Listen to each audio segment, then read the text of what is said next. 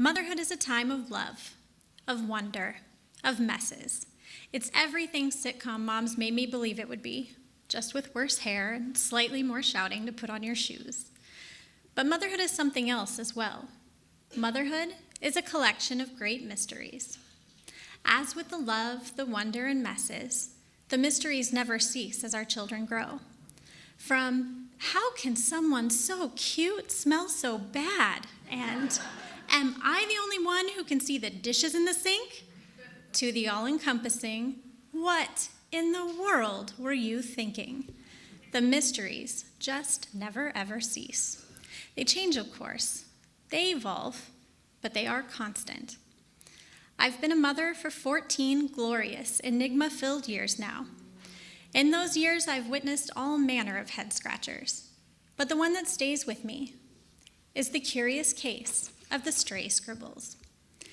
It started with a few squiggly lines on the dining room wall, a smiley face on the bathroom door, a heart on a kitchen cabinet. My house is always filled with children and art supplies, so I had both many and no suspects. Just the same, I focused my investigation on my own son and daughter.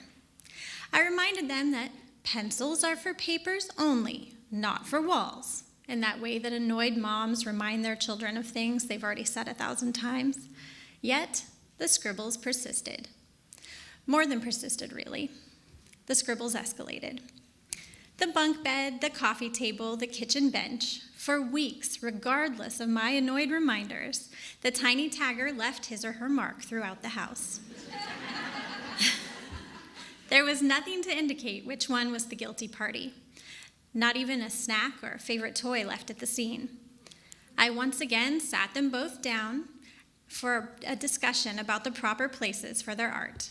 Then I armed them with magic erasers and sent them to clean up their masterpieces. A few days had passed with no further incident. I thought the problem had been solved. Clearly, the last conversation combined with the hard labor must have been effective. I went to bed that night confident in my superior parenting skills. And then I glanced over at my bedside table. Bright blue stripes right down the side. I was furious and thoroughly confused. The kids weren't left alone longer than a bathroom break, and honestly, because moms don't ever even get to pee alone, they usually even accompanied me in there. Which one had managed to do all this unsolicited decorating completely unnoticed? Who was this artistic ninja? I couldn't even guess. As furious and confused as I was, the kids were already tucked into bed, and no amount of fury or confusion is worth waking up a sleeping 3 or 6-year-old. So I let them rest and reminded myself to be furious and confused in the morning. After breakfast the next day, I gathered all the art supplies and enacted a new rule. No markers, pens, pencils, chalk, paint, stones, chisels, whatever, anywhere but the kitchen table under my supervision. I gave them a very stern lecture, some of my best work. This defiant drawing would not be an issue any longer. They had gotten the message. I was sure of it. But the following afternoon, I had some ironing to do, a chore I don't particularly look forward to. In fact, as evidenced by the t-shirts I usually wear, I avoid it whenever possible. I set up the ironing board in my bedroom and went to fill the iron with water in the kitchen. As I walked back through the living room, I heard the unmistakable scamper of tiny feet coming from my bedroom. I made my way to the hall to find my sweet son, looking innocent, but holding an ink pen. Busted.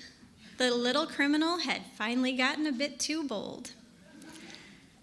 I asked him what he was doing with the ink pen, and he answered in his best big boy voice, "I was leaving you a note." I took the pen away and walked into my bedroom. No note on the bed, or the table, or the dresser. I turned to set the iron down on the board, and there it was, in small but careful handwriting, directly on the fabric cover. "I love you." The mystery was solved, and the scribbling stopped. The kids eventually earned back their art supplies, and my trust. They no longer need constant supervision when holding a pencil. The scribbles, hearts, and smiley faces have since been scrubbed off or painted over, all except for one. I never removed the ironing board graffiti, and I'm not sure I ever will. Though the case was solved, one mystery still persists. How could this little note on an ironing board, written hastily by a 6-year-old who was breaking the rules, have touched me so profoundly that nearly a decade later I still won't wash it away?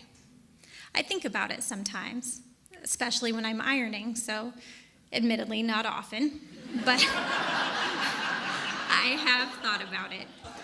The closest I've come to an answer is this: motherhood.